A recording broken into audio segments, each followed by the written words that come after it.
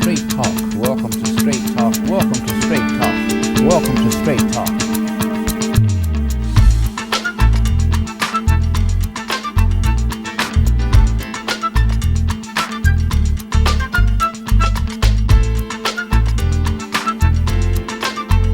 First African president of the United States of America, President Barack Obama. Good to see you. I just want to say everybody back home, right back at you. We appreciate you. You always give us straight talk.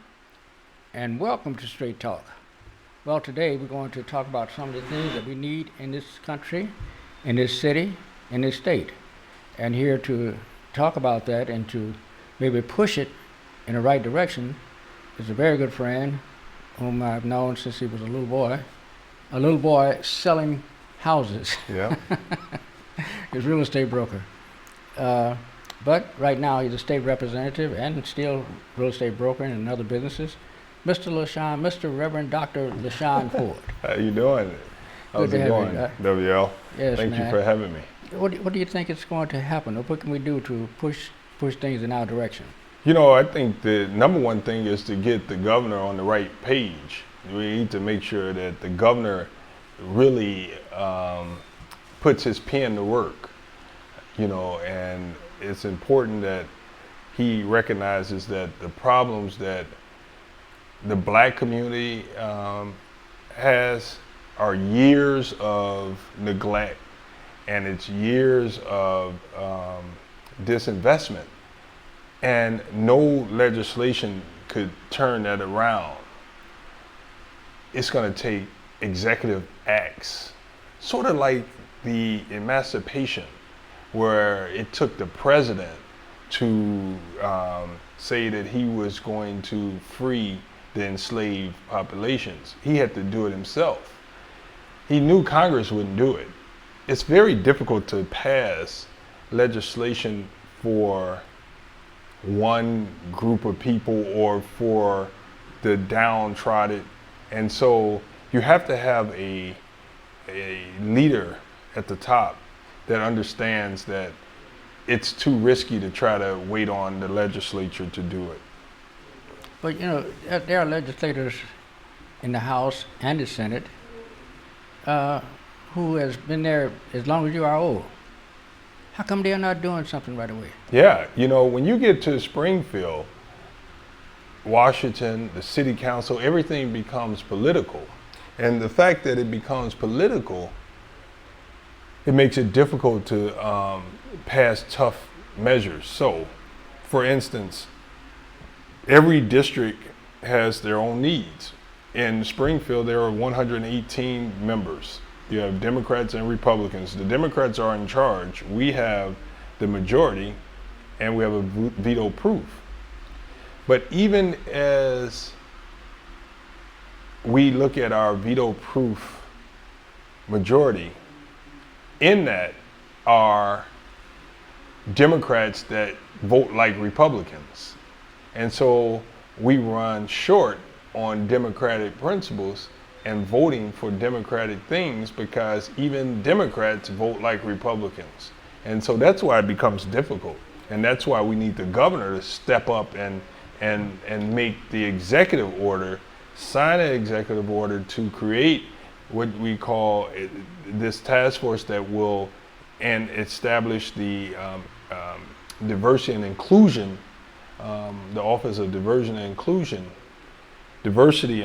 Inclusion, and that will help us deal with the problems that we see in the black community.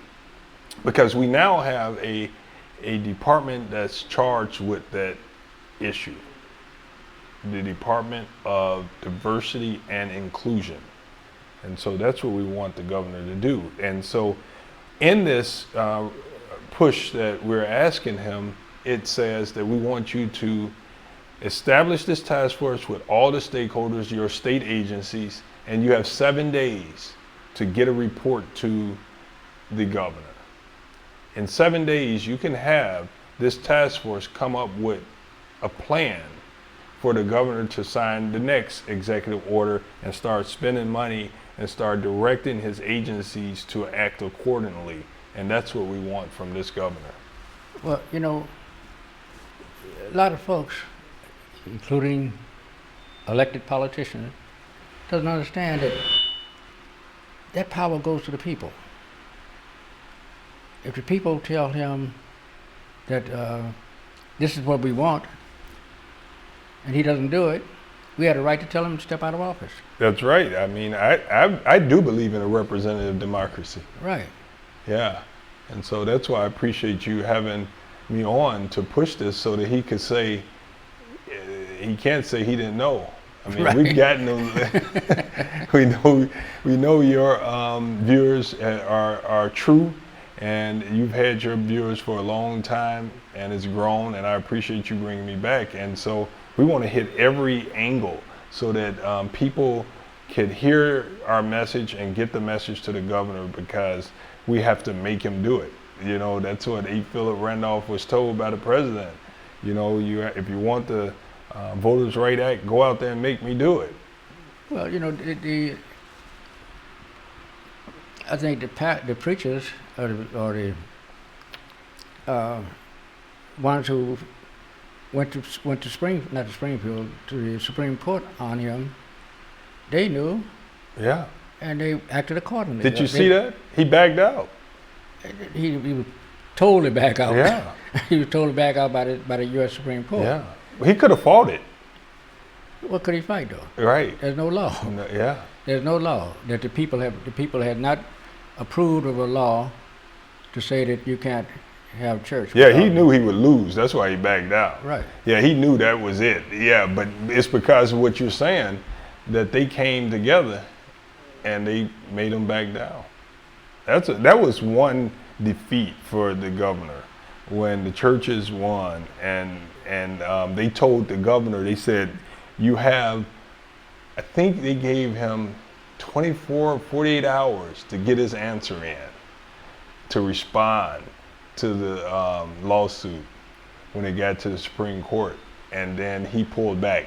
You know, they may have given him 3 days, but they gave him a very brief period to respond to the lawsuit. And once he got that, he knew that there was no win. Right. Someone told him, said, "Man, you crazy? You're going before the Supreme Court with something like this?"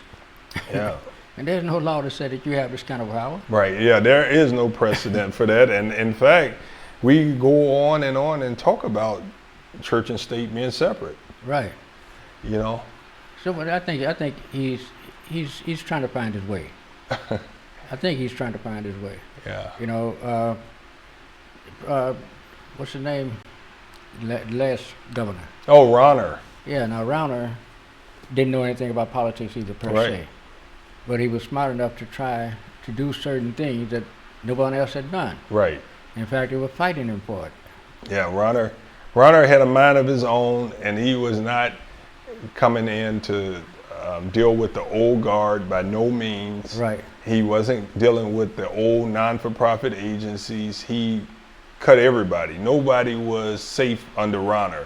The whole state was shut down over Rauner's acts of governing. You know, he wanted to cut everything. He wanted to bust up the unions. He wanted to really tear the state down and build it up the way he wanted it. Well, you know, he met with a group of people and let them know. He said, it's ridiculous how the state's run. It's run, he said, when I drive down the highway, I don't see anything but white folks. A couple of Hispanics and one black holding a flag He said that? or a stop sign. He told us that. He said, I'm tired of that. He said, that's got to go. And that's when he started the process, asking them to straighten it out. You know, the higher ups, he said, no, they won't straighten it out. So he said, well, that's why he had that. Now, you know, they could have you guys could have overridden that damn block that he had. Could override that at any time, but Oh, that's right. Yeah. but you Yeah. didn't. you wanted to make him look bad. Right. I think there's some truth to that. That we could have passed the budget without him. Right, And like you said, overrode. you had the majority. Yeah. We had the majority then, and that's where it becomes political. So now you have Democrats that have Republican opponents And if they vote for something that's in the area where the Republican is running against them, then the Republicans would beat up on the Democrats saying that you voted for a bad budget. And so now we can't do it because it puts the Democrat member in jeopardy and makes that person vulnerable to the Republican candidate. Right. And that's why we didn't take action.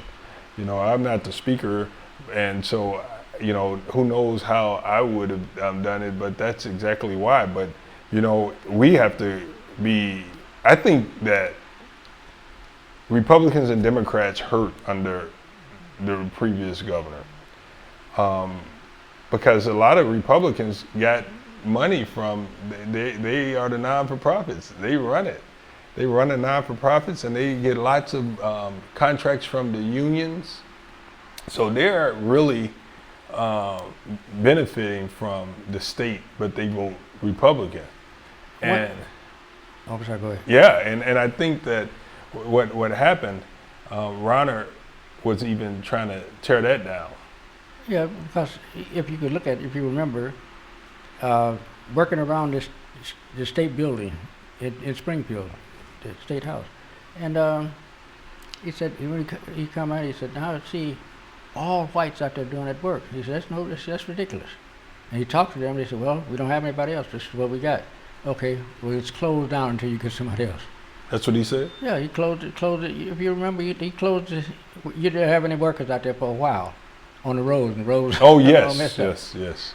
Yeah. Because he shut it down. He said, "Get Right. some black workers out there. Yeah. He said, black people have a right to work, and they have a right to make to work with the state of Illinois because you get his taxes." Well, I think that JB knows now that it's going to be important that he deal with black issues. Yeah, he seemed to want to do that. Well, I hope so. I mean, he's going to have to now that black people are woke.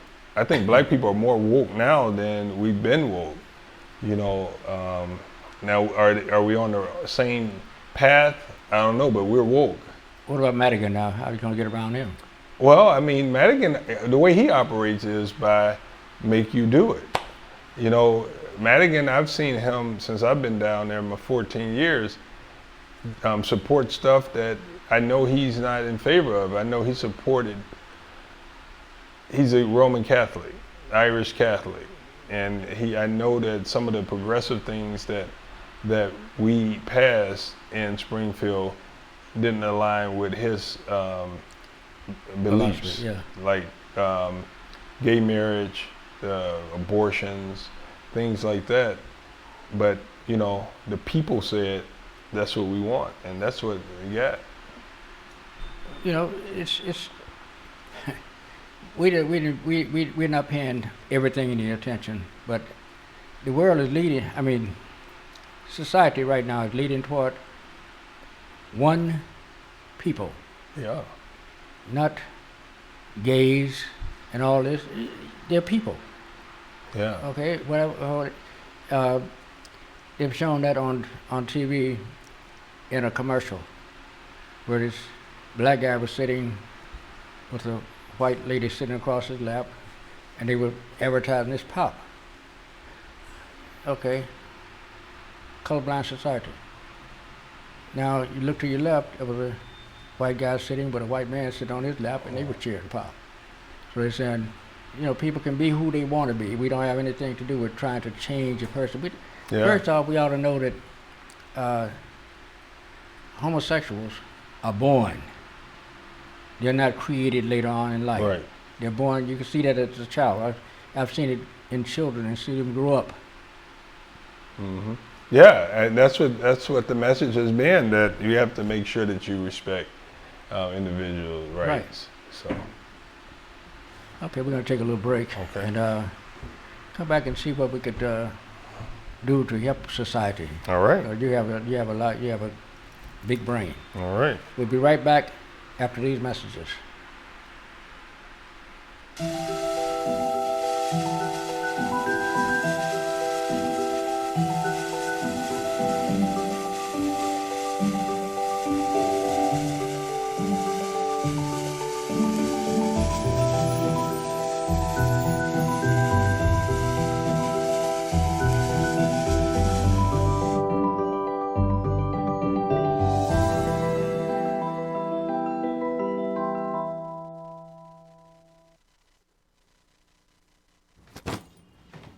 Hart, what's going on?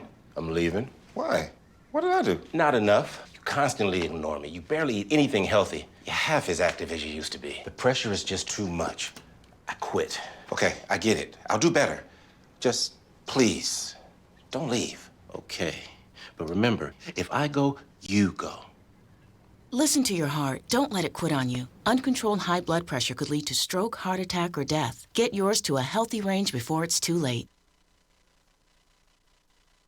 Tropical World. Come to Golden's Tropical World for tropical fish of all sizes, colors, and types, and other small animals like iguanas and birds from all over the world. There are beautiful tanks, pet supply needs, including dog and cat foods, and expert consultation. Check out Golden's Tropical World, 8611 South Ashland Avenue, Chicago, Illinois. Call ahead, 773-239-8809. Your pet shop. Hey, look, it's those guys. What's good? What's up? What's happening today? Let's do those pearly whites, man. Yeah! The boys, check it out.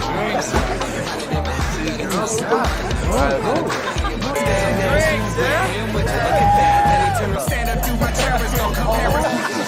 Go.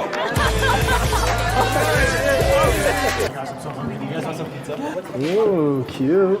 Are you good to drive? I'm fine. Hey girl, what's up? What's the name? What's good? What's up? How many did you have? I should be fine. You should be. Sir, go and step out of the vehicle for me. Yes, sir. See ya, buddy. Today, Sean's got a hearing. We'll see how it goes. Good luck. So turns out, buzz driving and drunk driving, they're the same thing, and it costs around $10,000. So not worth it. Stoppable. Nothing can throw you off track. Wait, is that your car? Uh-oh. Yeah, I saw that coming. That will throw you off track. You're looking at around 10 grand in fines, legal fees.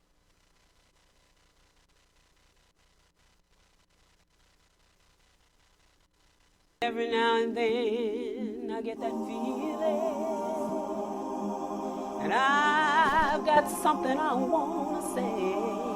One of the great things about being a vegan is that the uniqueness of it. And I've got to say it my way. And so gathered with me today are just a sampling of those vegans who have become loyal supporters of Soul Vegetarian. Welcome to Soul Vegetarian Restaurant.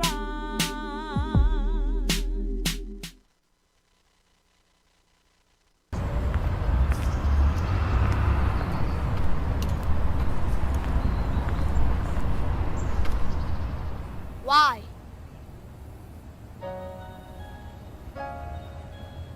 Why? Why are you following me? Why my hoodie make me look suspicious? Why does my music make me dangerous? Why are people that are supposed to protect me attacking me? Why are you afraid of me? Why do you think I'm dangerous? Why do I afraid of people who are supposed to protect me? Why can't I make a peace sign without you labeling a gang sign?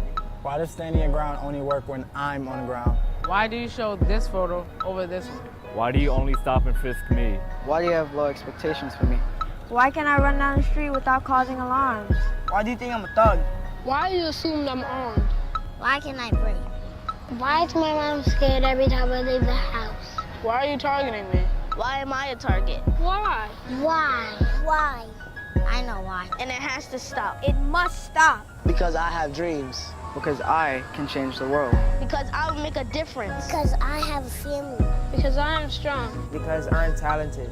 I have a voice. I can find a cure. I have goals. I can lead the country. I am determined. I have a future. Because I'm a scholar. I am powerful. I'm someone's friend. I'm someone's brother. I'm someone's son. Someone loves me. And because my life matters too. My life matters. My life matters. My life matters. My life matters. My life matters. All lives matter. And so did theirs.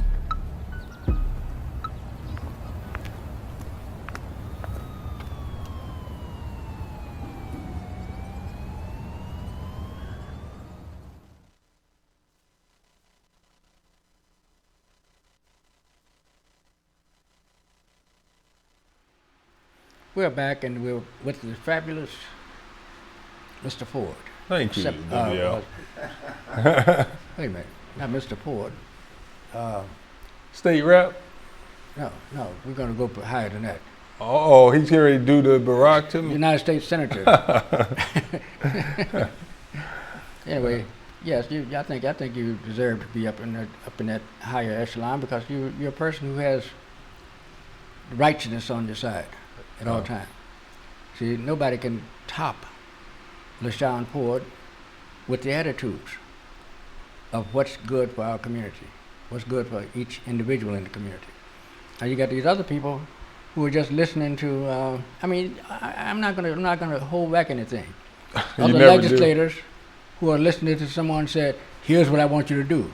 That's true. Is that palatable for your people that you're supposed to be representing? They put you there to represent them, not to listen and hogtail to anybody else. You're supposed to listen for them. What do they need? Yeah, it's tough. I mean, when you go there and when you have oppressed people and you don't deal with the challenges directly, I think you're useless.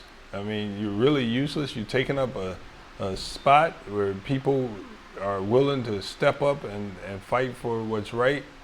And you have people that's not willing to do that, especially for blacks. I mean, blacks gotta have some strong advocacy. Gotta have some strong advocacy. Here we have, in this country right now, we got migrants that got a stronger advocacy than black citizens. That's unbelievable. The people that are legally here, citizens, can't get the rights protected and can't live the American dream, while you have migrants coming here that we are doing everything that we can to make sure that they realize the American dream. And then give them a political position over and above people who have been here all their lives. And so with that, I think that we as blacks have to make sure that we figure out a way to get on track, and that's why we just need more of you. We need more people I think it makes it easier when you have more people with a like mind.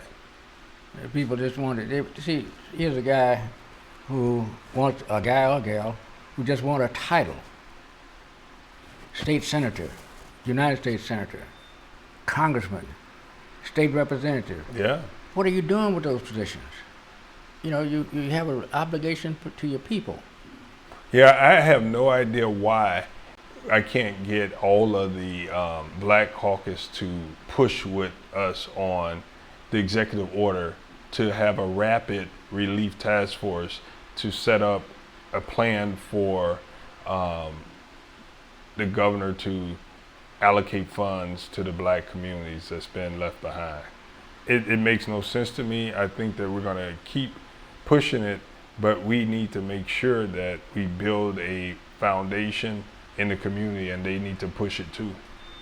Absolutely. Yeah, so people should be calling for this task force, for the executive order to provide immediate, rapid relief to the black community. I mean, Pastor Anthony's been pushing it hard.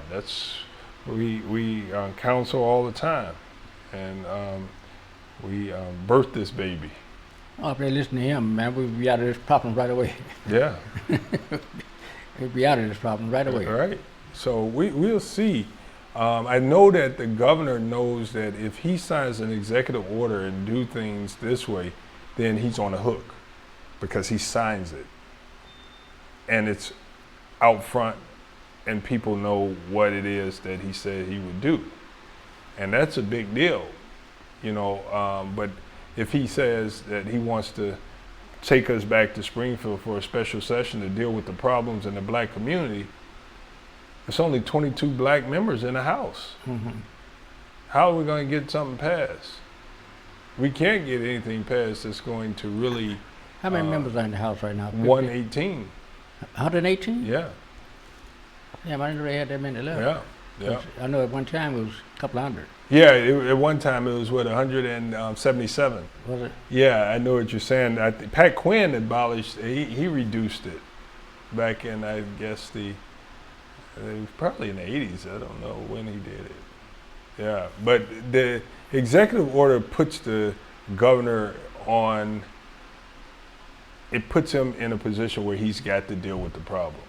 And I could understand why he's slow to do it, because maybe he don't want to help black people. Well, he's putting out a good front if he's not, because he's giving some kind of signal that he wants to help everybody in the state. Yeah.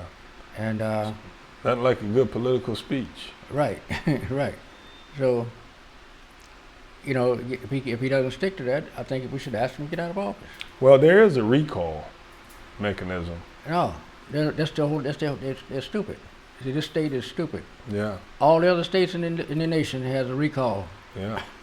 But this one doesn't have a recall, so you have a right We to have do it for governor, but not for mayor. Oh, okay. Yeah, we tried to get the one set up for mayor, but we set it up for Blagojevich.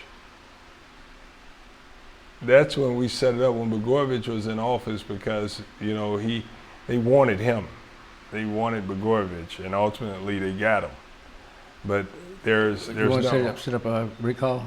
Yeah, you know, yeah. I mean, there's someone right now. I'm not for the recall of the governor. No. And right now there is a state rep that's calling for a recall of Governor Pritzker. Why would he do that? It's Skillicorn. So a Republican from downstate.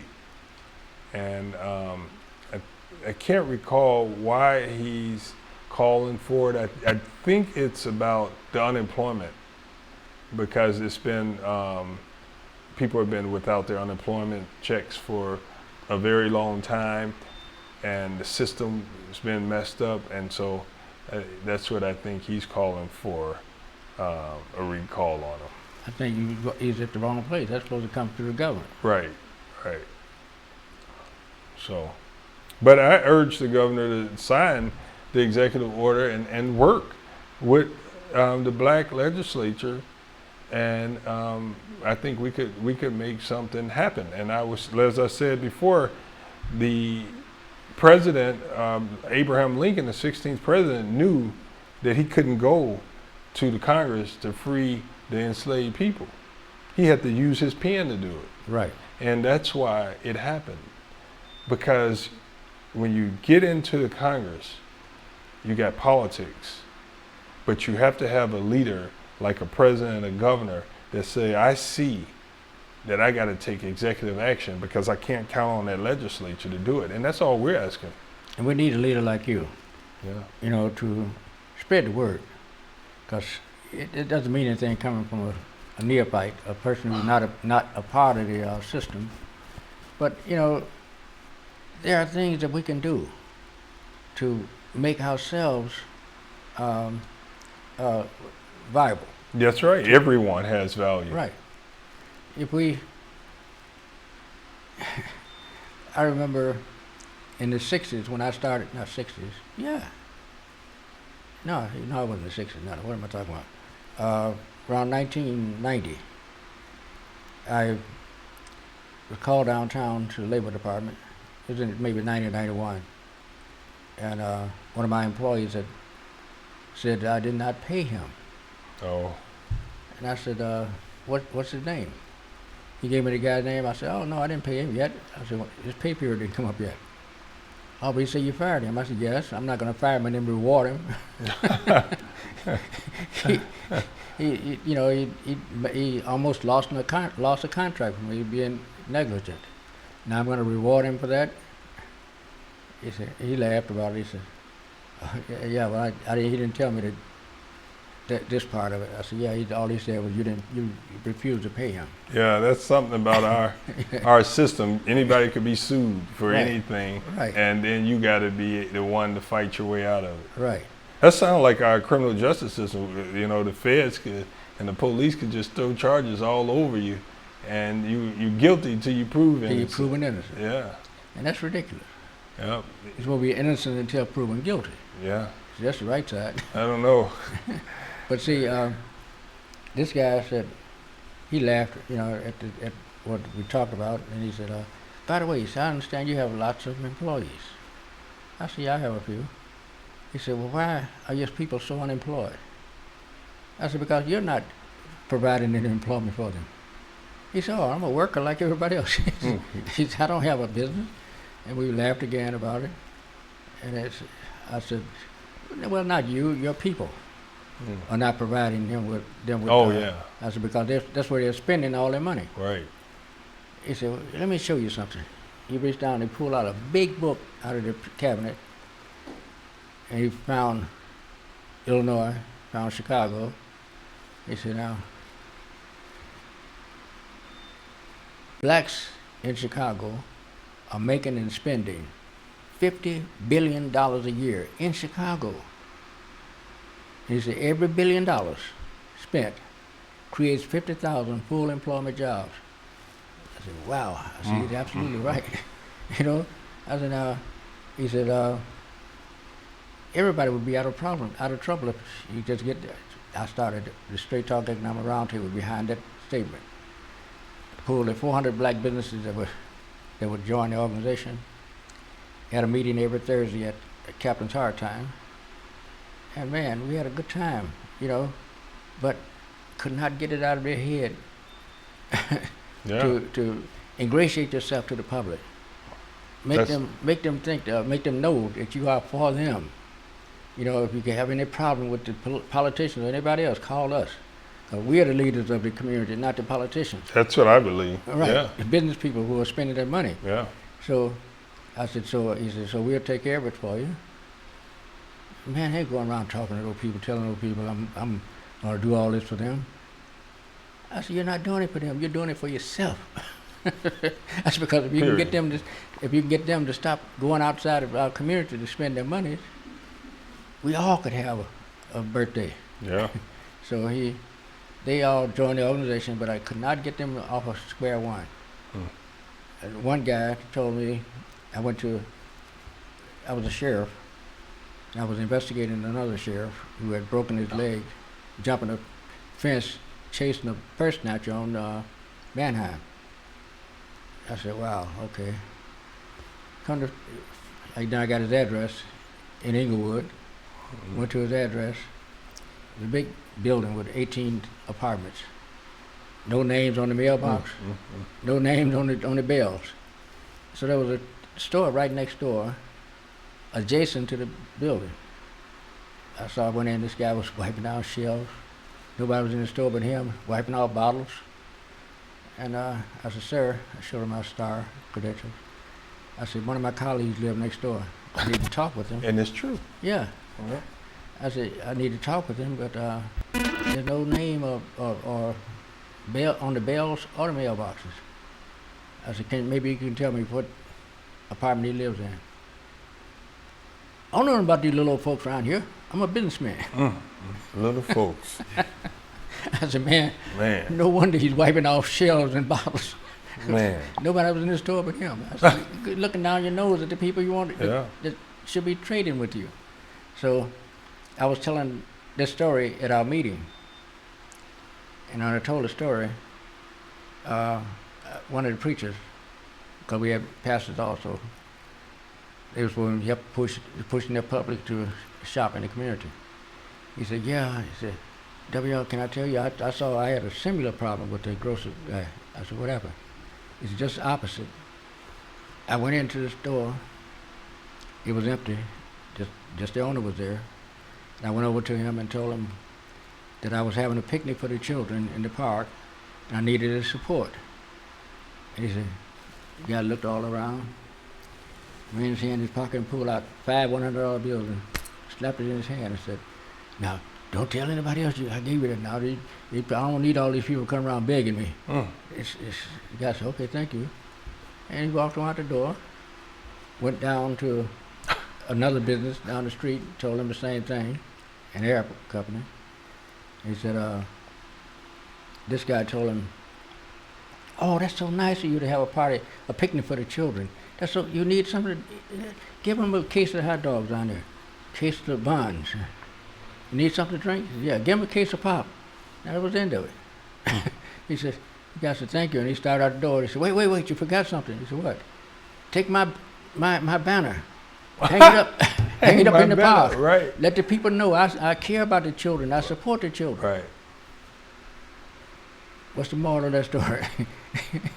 the guy who gave up the $500, Didn't I? yeah, just stupid. Yeah. You know, you didn't know that.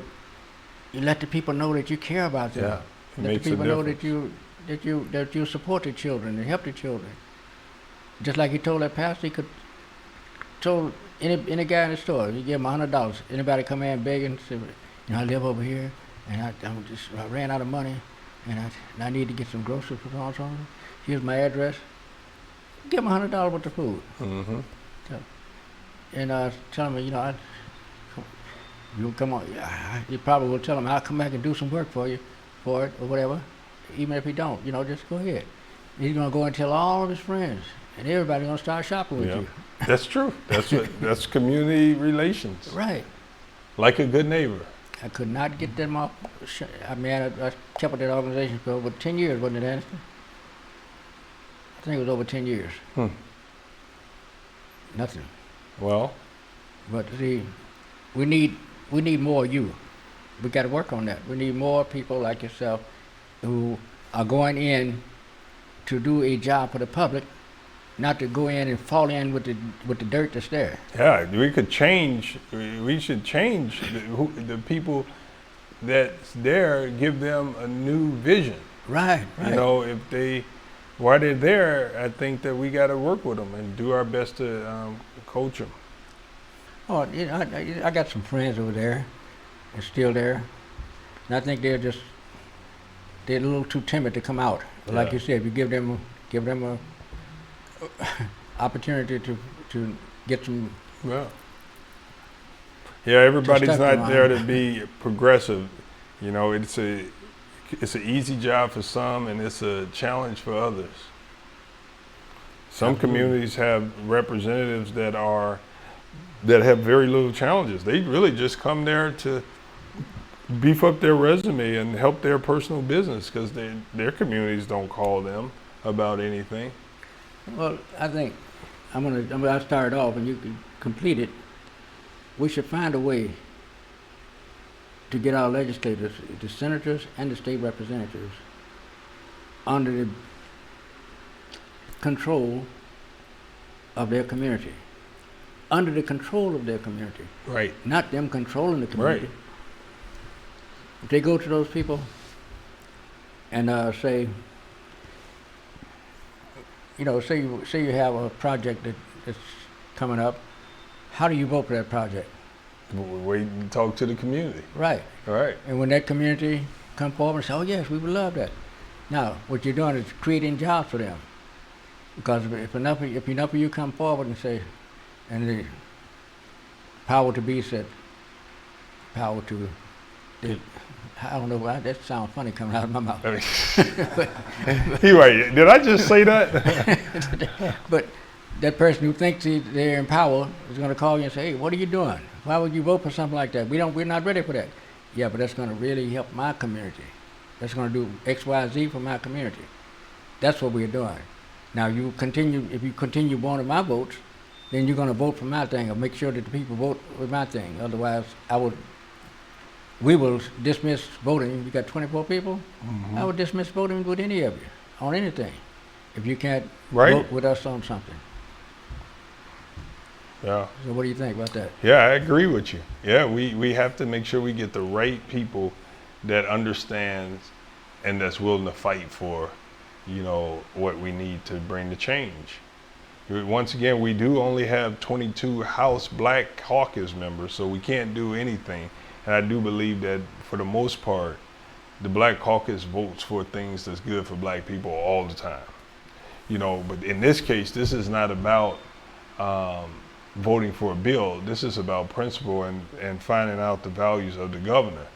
And the governor putting his pen where ensures where his heart is, and make an executive order to make sure that the problems in the black community are addressed.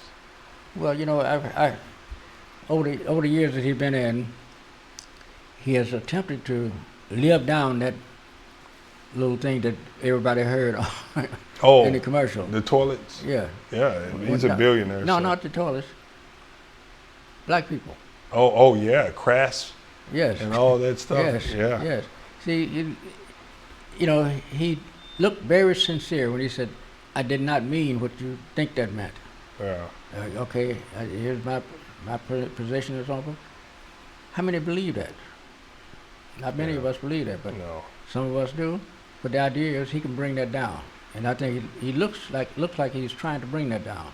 Well, and if he did this thing for us, that create some levity for us in this society, I think that will bring it all the way down. It will. I mean, he's got some making up to do. Right. Yeah. I look at him and I think, I said, here's a guy who really is trying to ingratiate himself to the public. But now, if he would look at what's on the table for us right now, that would eliminate all that. It will. I mean, it could show where his heart is. Right. It could show where his mind is. It show what type of governor he wants to be. And I talked to Pastor Anthony. He was saying he could lead the nation. Right. Absolutely. Lead the nation, you know. So we're giving him just what he needs. So. Well, we all need it. Yeah. So we'll see what happens. I appreciate you helping me get the word out. Well, hey, this is your format. Thank okay? you. Anytime you want to use it, let me know. All right. I'll share this too. I'll get your YouTube station and share it. Right, right. Where that was in Iowa, you say you had the president? That's where y'all were? Yeah. Okay. Danny Davis took a crew. Oh, I was there. You were there? Yeah. Well, but didn't you see me interviewing him? Right. No, I can't remember, but I was there in Iowa. You know, after he done his big speech, yeah, I had to put the camera down front. I had to bleed through all those non-colored folks to get to him. I finally reached over 2 heads and touched him on the shoulder. He said, "Oh!" And he moved him out of the way. He said, "Where's your camera?" I said, "He's coming." So we did a little interview there. Danny Davis, I pulled Danny up. So we all did a little interview there. Mm-hmm. But we utilized the part where I said, the first black president in the United States of America. I knew it was coming. Yeah. I knew it was coming. Yeah, that was something. He was a phenomenon. Yes. That's for sure. Yeah. Hope he's happy. Yeah, I heard him the other night speaking. He made a speech, you know, telling folks how not to do what we were doing. Oh, yeah. What we saw. You know, and let's face it, a lot of policemen are in trouble now because they follow rules, they followed their rules, mm-hmm. and now it looked like they were just dummies. Right. Standing around watching folks steal. When they weren't. They were following the rules. But his new police chief, new police superintendent, he may have the right answers. The Brown? Yeah. Well, we'll see. Yeah. He didn't have the answers the night of the riots. I mean, that I don't know who come up with that idea of them just watching. Right. Oh, nobody in the police department is going to agree to that. Man. See, the problem with that is the way it is now with the training that they have. They think that the only way they could police black people is shoot them and beat them. Right. Like this one woman was pulled out of a car. Yeah. By her hair. Yeah, and need. Anita, yes. Yeah. And you know, these people, hey man, it's a shame. You know, I was driving from the office here, driving to my house. I saw a squad car creeping down the street, mm-hmm. going one way on the wrong, going the wrong way on the one way. They could do that. Yeah, they were uniformed officers, but they were in a plainclothes car. Oh, okay. But I saw it. I saw the M plate, and I saw that they were, you know, in uniform. So they were going real slow. So I had already stopped, I pulled up to the side, up to the edge of the road. They pulled down in front of me and stopped. I sit there for about a minute and a half, 2 minutes. I said, okay, I'm gonna go around them. So I started to back up, and they backed up. Oh. Back. I said, okay. Then I went on through the street. They come behind me and stopped me. Did they really? Driver's license. I gave him my driver's license. He looked at them. And he started to say something. I said, okay. Now you saw my license. Tell me why you stopped me. Oh, you failed to stop at a stop sign. Because you stopped behind them. No. I remember, yeah, you said, yeah. Man, I said, I started laughing like, this guy, I know they saw me sitting there and they pulled in front of me, you know? And he started laughing like hell. And I said, he said, what's funny, sir? I said, hold on for a second. I said, let me get my composure. And I said, I failed to stop at the stop sign. He said, oh yeah, we drove real slow so you can go on through. Because we saw you wasn't going to stop. This just happened? No, this was about 2 years ago. Yeah. That was... So I broke out again and started laughing again, and he said, are you a policeman? Oh. You talk their language. So he said, I said, not right now, so I'm retired. I said, I'm a private detective. He said, you got your license, sir? I said, sure. I showed him my license. He said, I'm sorry, sir. Gave my stuff back and got in his car and left. See, but if I was John Q. Citizen, I would first thing I would say, man, what you talking about? I stopped at that stop sign, and you pulled in front of me and stopped. And then you backed up, and I went on through. Confrontation. You failed to stop at the stop sign. I get out of the car. They would have locked him up. Confrontation. Yeah. Disorderly conduct. First off, why would they do something like that? Number one, it was about 9 o'clock. They had about 3 hours to go for work. Now, they type with 2 fingers. Now they're going to go and arrest someone and type up all the report, type up everything. By that time, it's time for them to get off. Mm-hmm. So they're off the street for the last 3 to 4 hours. Just do those reports. Yes. And I had a friend who was stopped because, you know, the whole story was it creeped down the street 3 miles an hour from Stony Island all the way down to about a block. And made them stay behind them? Yeah. It just creeped down the street. And he said, I wanted to turn off on the side street, but it was 4:30 in the morning, 5 o'clock in the morning. I wasn't going to turn off on those side streets on 7th night. So he drove down 7th night behind them. They got a block east of Indiana and stopped right in the middle of the street. He sit there behind them for about 10 minutes.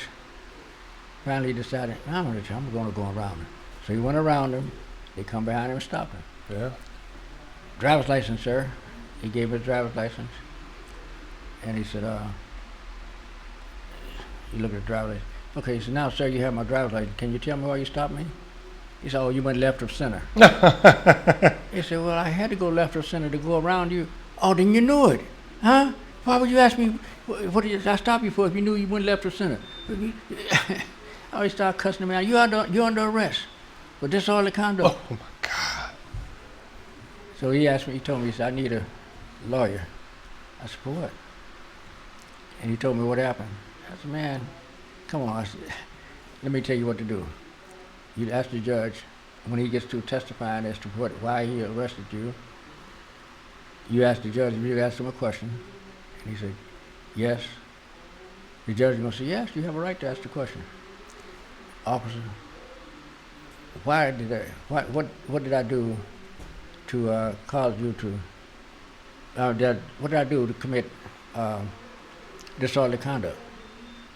He said, oh, well, there were 5 or 6 people standing on the corner of Indiana waiting for a bus. And they were quite upset with your action. He said, the judge looked out the window and said, wow, look at all this snow and hail coming on out there. And the people in the audience were looking, they're trying to see. The judge said, well, you can see the snow and hail if you can believe that policeman. And the judge said? Yeah, if you can believe that policeman, that 5 or 6 people will stand on the corner of Indiana and 79th Street at Waiting on 4:30 or 5 o'clock in the morning. You know it's snowing and hailing Oh, out there yeah. right now. Case dismissed. Wow. So my guy, I said, man, how'd you know that? I said, man, I was a policeman all these years. I don't know the law. Right. Are you crazy? You cannot be disorderly to the police. Oh. So I knew we were gonna come up with something else. Yeah, they could get you for anything. Right. Yeah. That's the ace in the hole, right? Right. Yeah. Disorderly disorderly conduct. conduct. Now, you know, if you were disorderly, you get a $100, $200 fine or something like that. But it's nothing, you know. Why was he disorderly? He was talking loud, Your Honor. He was disturbing the peace. And we tried to calm him down. He wouldn't calm down, so we arrested him for disorderly conduct. And he doesn't have sense to you know, defend Yeah. himself. And he got paid $1,000 for a lawyer. So he go and spend $300 or $400 fine. Mm-hmm. So, but you know, all in all, we got to understand that it's us. It's us. It's us. We got to make the choice of what we want to do. Yeah, there's And no. so far, our choices have been docile. We're very docile about everything. That's why I believe we're woke now. You think we're awake? Yeah, look at what they did, man. Yeah. And they got the attention of the whole country. Yeah, the whole world is watching The this. whole world. That's right. Yeah. It was some of the same thing happening out in other countries. Yeah. Yeah. Based on this one man. Yeah. The baby said, his daughter said, "My daddy is changing the world," and she's right. She's right. And So I wonder what this guy had on him. They were supposed to be friends. They knew each other. that's what I can't wait to find out. That's your area. How well would they know each other? If he Right. was police and he was a security. Yeah. He told him, he said, "I can't breathe." Yeah. And then pay him any attention. Just kept him on Man, his neck. went down. Put his hands in his pocket. Yeah, he did. Well, he's in jail now. He ain't getting out. No. And his wife divorced him when she found Yeah, out. real fast. Yeah, when she found out that he, Yeah.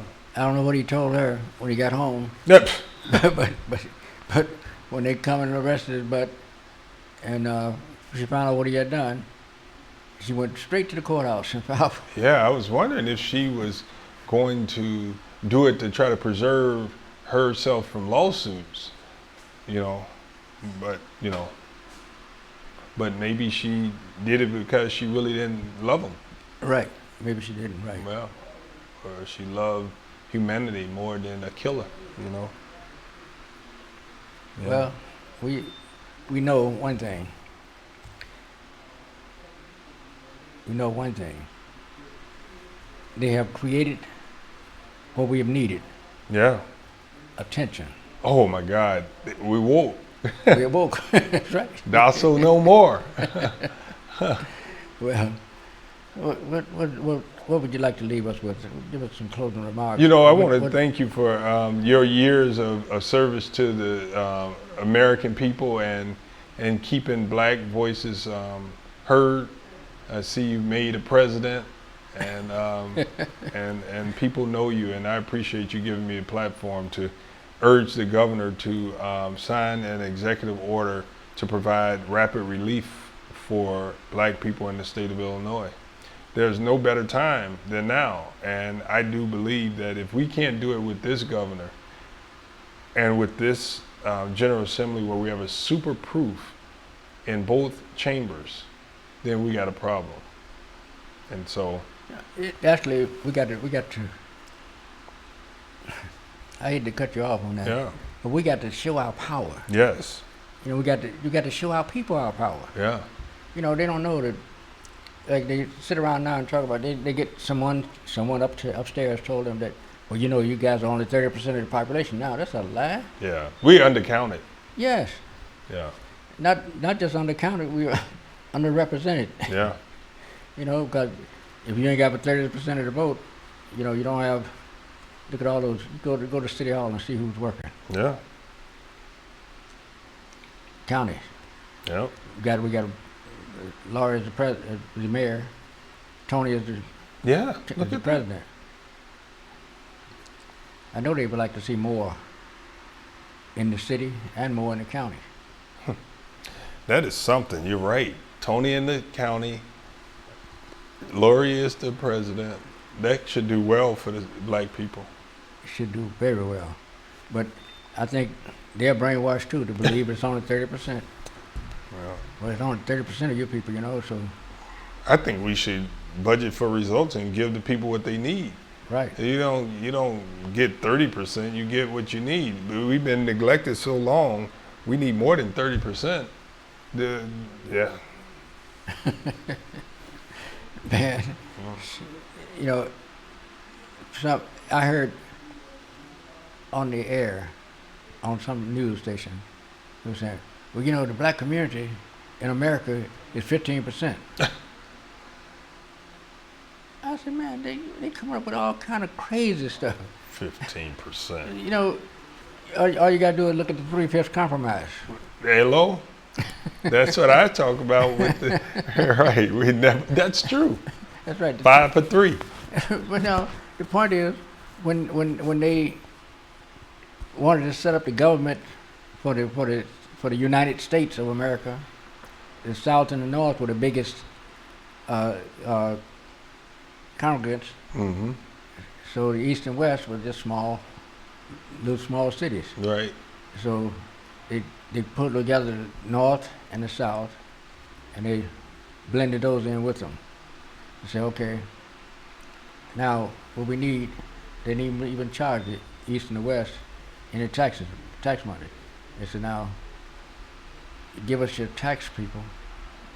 We'll count. You know, we do everything from the taxes. And the South sent so many taxes to the North. They said, oh no, these people would take over everything. Yeah. What do you mean? Look at all the people they got down here. They're trying to cheat. He said, well, how do you know they're cheating? He said, because we got the tax records, and their tax records doesn't show nearly that many people. No. So he said, well, let's go south and talk with them. So they went back to talk with them. And during the conversation, he said, well, you know, we got to stick together now. We got to not try and pull strings. What do you mean? He said, like, you don't have as many people as you sent us for taxes. They said, yes, we do. What are you talking about? We don't have that many people. He said, no, we got your tax records. Your tax records show about a fourth of that many people. He said, no, we don't pay taxes on all our people. Right. He said, who don't you pay we taxes on? We don't count them. He said, it's slaves. He said, well, if you don't pay taxes on them, then you can't use them for representation in Congress. Take it and stick it. We don't need it anyway. Right. Because they know they didn't have enough people to even have one congressman. Yeah. So when they said, no, don't do that. Let's make a deal here. Just count 3/5 of your people for representation and 3/5 for taxes, and we'll be straight. They said, okay. Now they knew those who wasn't going to have that many people to pay taxes on. Mm-hmm. So they may have used, okay, they may have used 50% of it and dismissed the other part. And they still were way more than the South, but they still had a little wiggle room. There's just something about the South and the North. The South. I mean, North. Yeah, I mean, there's something about the South and the North with the, you know, the North. How did they want to count us? Well, see, compared to the South. Well, see, they were ruling it. They were pushing it. They were the ones that were pushing it. They said they come up with a rule that said you will have one congressman per 30,000 people. And they would probably have but three congressmen. The South would have had, you know, ever how many millions they come up with. Ever how many millions they come up with, they would have had that. So they said, okay. So they dealt with it, and they decided to go ahead with it. They felt they would get around it, but the South had the power because they had, and Now, let's catapult it up to when they abandoned the slavery and those people were freed. Yeah. Okay. They multiplied faster than more than anybody else with sex. And right, still don't have the numbers. Now, if you came in to the United States with 70% of the population, how did you become 30% or 15%, and you're constantly multiplying? I know they're bringing people from all overseas and all these other places, but they still haven't brought enough to overcome the number of black people. And so that's why they keep us in jail? Right, Yeah. right. Well, our time is up. Yeah. So, well, we got to appreciate do this often, though. I would love that and take it on the road. Yeah. We well, have the ability to do that. The 2020, the new COVID, 6 feet. So I appreciate that. Right on, right on.